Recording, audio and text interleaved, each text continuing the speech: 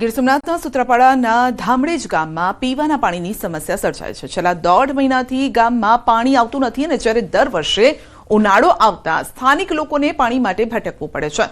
ગામમાં પીવાના પાણીના કનેક્શન હોવા છતાં પણ નળમાં પાણી નથી આવતું અને જેના કારણે ગ્રામજનો અને સરપંચ પ્રતિનિધિઓ થાકી ગયા છે। વારંવાર રજૂઆત બાદ પણ સમસ્યાનો ઉકેલ ન આવતા લોકો રસ્તા રોકી ચક્કાજામ કરવાની ચીમકી આપી છે અને સાથે જ સાંસદ કાર્યાલય અને કલેક્ટર ઓફિસના ઘેરાવની પણ સંભાવના વ્યક્ત કરી છે।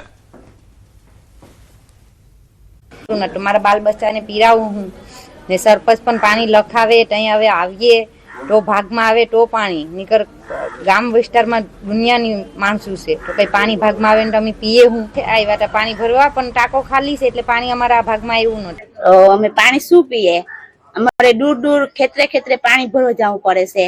અમારે એક જ બેરું પાણી આવે, સરપંચ એક બેરું ભરવા દે તો અમારે પૂરું ના થાય, અઠવાડિયું પણ ન ચાલે પાણી। એટલે રજૂઆત અમે બધા ઓફિસે કરેલું છે, લેખિતમાં કરેલું છે, મૌખિક બી કરેલું છે, પણ આજ દી સુધી કોઈ નિર્ણય આવ્યો નથી। ત્યારે અમારા ગામ લોકો એવું કહે છે કાલ સુધીમાં પાણી નહીં થાય તો રોડ સક્કા જામ કરવાના છે, કારણ કે સ્કૂલની અંદર બાળકોને પીવા માટે પાણી છે નહીં।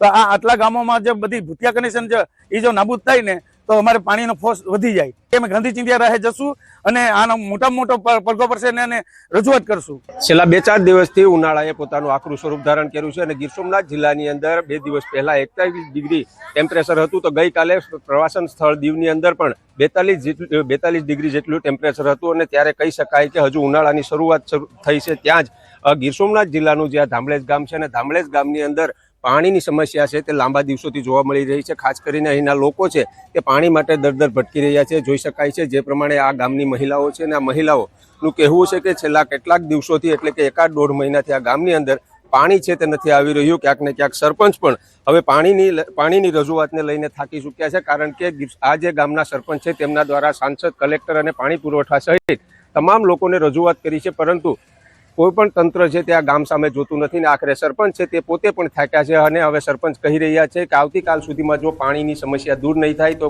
રસ્તા રોકે અને ચક્કાજામ કરવામાં આવશે અને સાથે સાથે સાંસદશ્રીની જે કાર્યાલય છે ત્યાં પણ ગામની જે અંદાજિત મહિલાઓ છે તેમને ટ્રેક્ટરના માધ્યમથી સાંસદની ઓફિસ સુધી લઈ જવામાં આવશે, કારણ કે દર વર્ષે જ્યારે ઉનાળાની શરૂઆત થતી હોય છે ત્યારે આ ગામની અંદર ભૂતિયા કનેક્શનના કારણે પાણીની સમસ્યા છે તે વિકટ બને છે। ત્યારે સરપંચ છે તેઓ પણ હવે હાલ થાક્યા છે।